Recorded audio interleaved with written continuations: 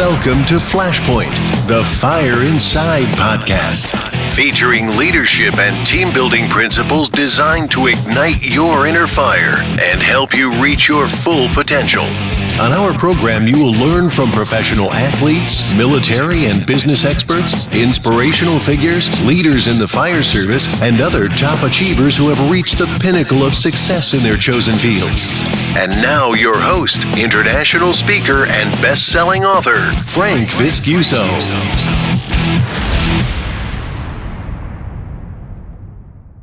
I know that you are, like pretty much all of us that watch movies like We Were Soldiers, you're probably a fan of General Hal Moore and his leadership style and what he's done. And you actually have something in common with him, correct?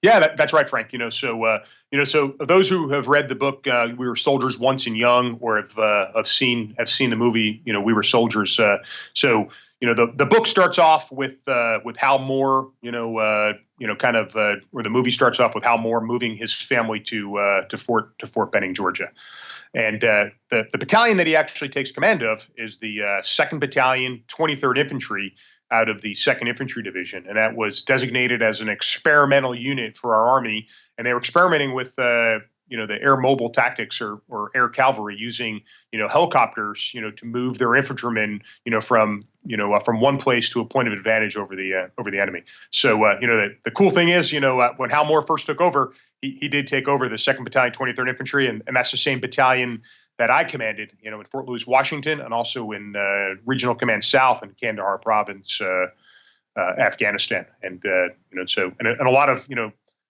his house, his movie house, and all that is at Fort Benning, Georgia, too. So that's kind of my common piece with Hal Moore.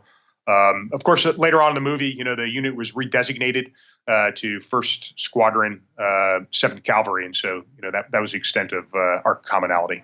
That's fantastic. I love his 4 principles for leaders' conduct in battle. I just want to say them real quick, and maybe we can elaborate a little on that as well. But number 1 is 3 strikes and you're not out. Number 2, there's always one more thing you could do to influence any situation in your favor, and after that, one more thing, and after that, one more thing. Number 3 was when there's nothing wrong except there's nothing wrong. And number 4 was trust your instincts. And our instincts are a product of our experiences, our reading, our education, our training. Can you talk a little bit about that, about how you guys develop instincts? Sure. Hal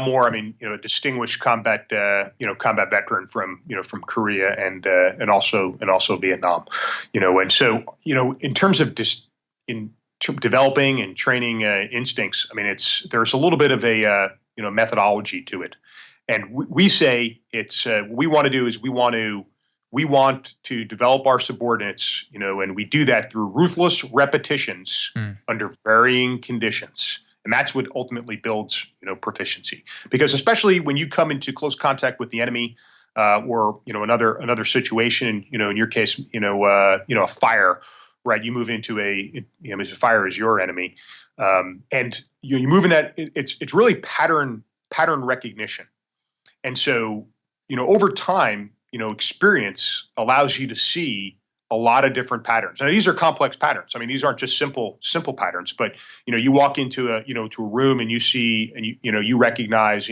smoke or a spark or a fire, something like that. Likewise, we walk into a certain area and we recognize, maybe where the enemy's machine gun is or his rifle is, but overall you begin to recognize patterns.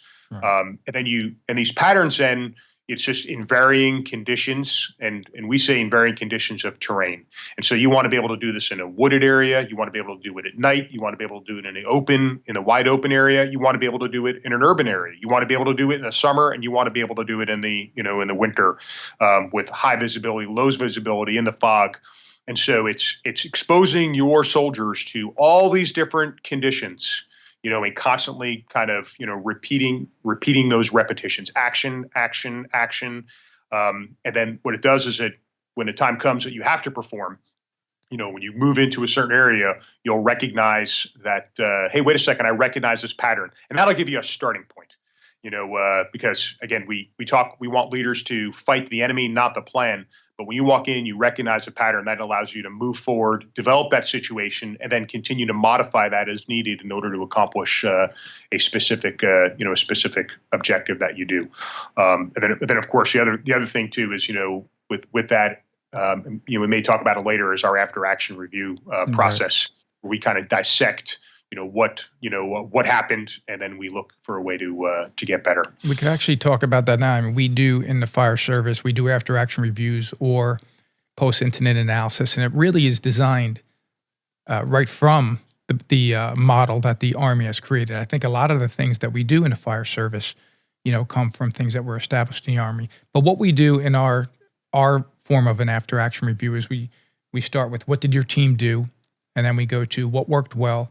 Then what could your team do better, and who needs to know? Is that similar to what you do? It is. It's remarkably similar, Frank. So our after action review process, it generally goes with what happened. Explain in detail kind of what happened, and you could conduct an after action review at varying points. You can do formal after action reviews after a day or two of an exercise, or you can do what we call hot washes, which is just something that, immediately after a significant action, where you just take a small pause in the action. Say, okay, stop, time out. Hey, let's have a discussion. But the general AAR process, goes with what happened.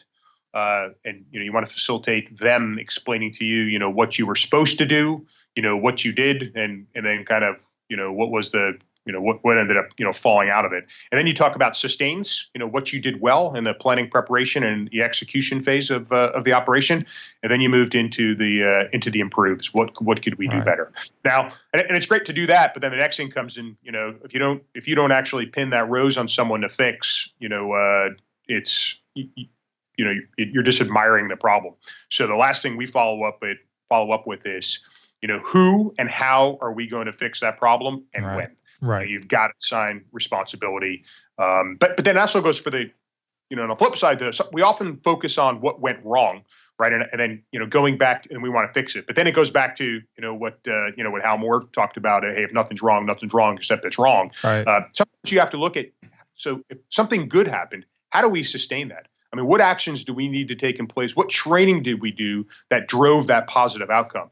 And if you don't take steps to necessarily, nurture and develop and continue that, that could, the next time you do an operation, or a mission or an exercise, that sustain that you did 3-4 weeks ago could end up being an improved because you didn't take the right actions to drive it forward. So again, not just the negatives, but also on the positive side of things. Well, I like that. I mean, the goal needs to be you leave there better than you came in, but at the same time, positive reinforcement is so important because, I mean, there are times when people can do 10 things right and maybe did 1 or 2 things wrong, and we need to address the 1 or 2 they did wrong, but we should certainly spend time focusing also on what they did right. You agree with that? I do. I think that's exactly right.